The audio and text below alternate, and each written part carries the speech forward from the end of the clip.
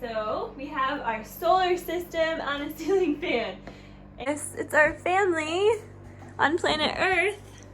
We're gonna spin planet Earth, and then allow it to travel around the sun as it spins on its own axis. There you go.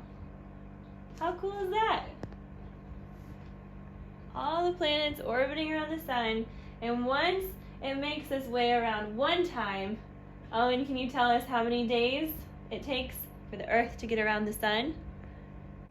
I forget. How many days? It's a big number. 306.